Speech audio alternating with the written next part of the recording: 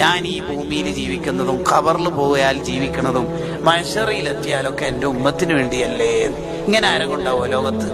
നമ്മൾ ജനിക്കുന്നതിന് മുമ്പ് നമുക്ക് വേണ്ടി ദ്വാരുന്ന ആൾ ഉണ്ടാവോ? ഇങ്ങനെയൊക്കെ കഷ്ടപ്പെട്ടിട്ടും നാട്ടുകാർ നന്നാവട്ടെ എന്ന് വിചാരിച്ച ആ നാട്ടുകാരല്ലേ കല്ലെറിഞ്ഞത് എവിടെ? കാലിന്. ഏത് കാലിന്?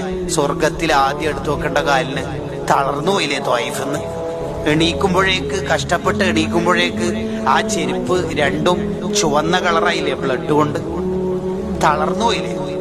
എന്നിട്ട് ആ തളർന്നിരിക്കുമ്പോ ജിബ്രീൽ അലൈഹിസ്സലാം വന്നിട്ട് ചോദിച്ചില്ല, പർവ്വതിട്ടിട്ട് നശിപ്പിക്കട്ടെ?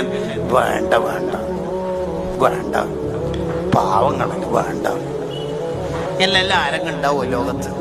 അല്ലാഹു മഹ്ദി ഖൗമി, പിള്ളറാന്ന ഒരു ഫൈനഹും ലാ യഅലമൂൻ, ഒരറിവില്ലാത്തോണ്ടാണ് ഓരോ നന്നാക്കണേന്നല്ലേ ദ്വാരുന്നത്. ഇങ്ങനെ ആരുണ്ടാവോ ലോകത്ത്? നിങ്ങൾ പറയും, എന്താണ് അവിടുത്തെ മനസ്സിന്റെ വിശാലത? എന്താണ് അവിടുത്തെ ഒരു കരുണ?